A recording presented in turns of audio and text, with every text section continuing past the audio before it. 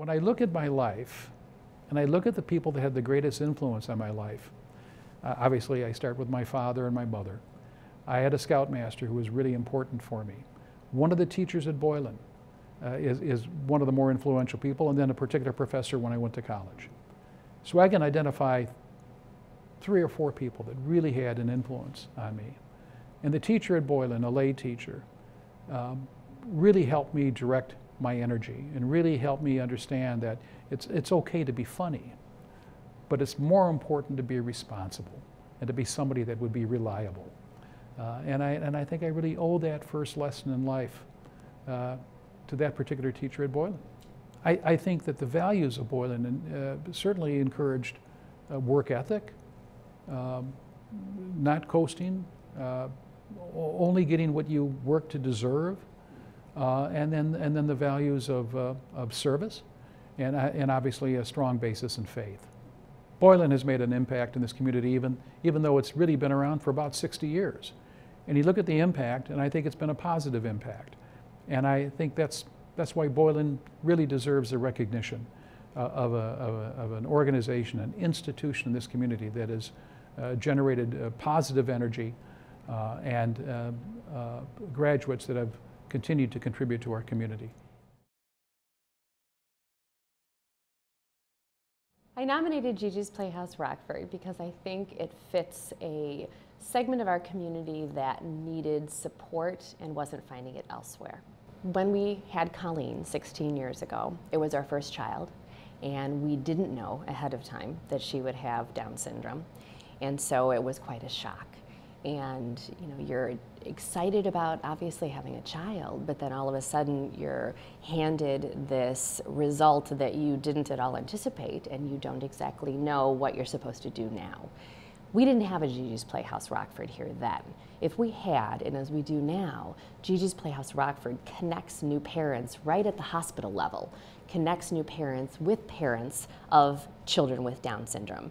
Gigi's Playhouse Rockford opens the door to so many opportunities for children and adults and families in our community that are living with a diagnosis of Down syndrome every day. I think it also brings awareness, not of the limits, but of the potential of what's possible. It's connecting people, it's connected us to people in this community and other families that we never would have connected with otherwise, which have been a source of inspiration, of guidance, of help and support, and I'm just thankful that it's part of our community.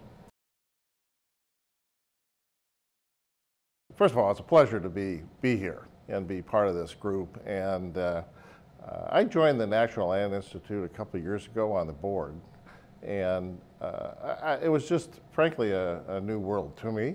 I was familiar with them, but I never really understood them quite as closely. So, you know, they're very collaborative, and they want to take natural lands and preserve them for future generations of not only people, but also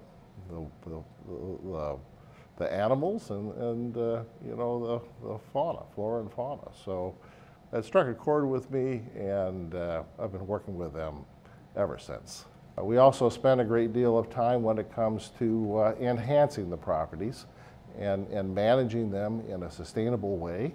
So the volunteers that come out and help do that, along with our smaller staff, are critical on there. And then the community engagement that you were speaking about, that is so important. But you know, I would say that you know, the generation now, frankly, doesn't get outside as much as it used to.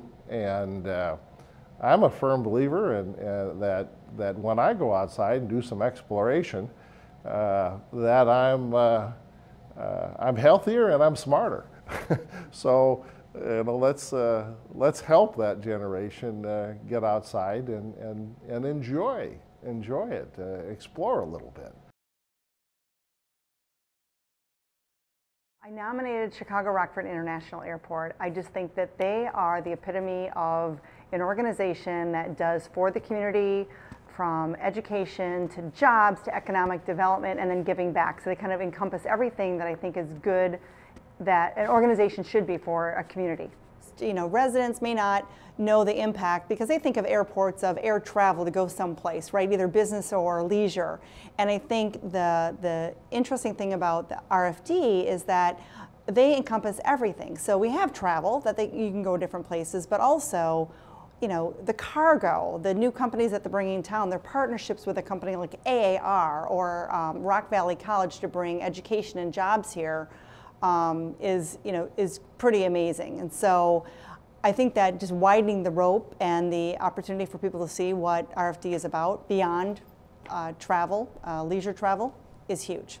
I think the one thing that people don't know a lot of, unless they benefit from it, is the giving back that RFD does. So we have Toys for Tots, we have the fallen officer arrangement, we have the collaboration that they have with the banks to make sure that the economic development continues to thrive here. So those are things that maybe some people know of, and maybe they're a little bit understated, but they're certainly huge to the people that benefit from them.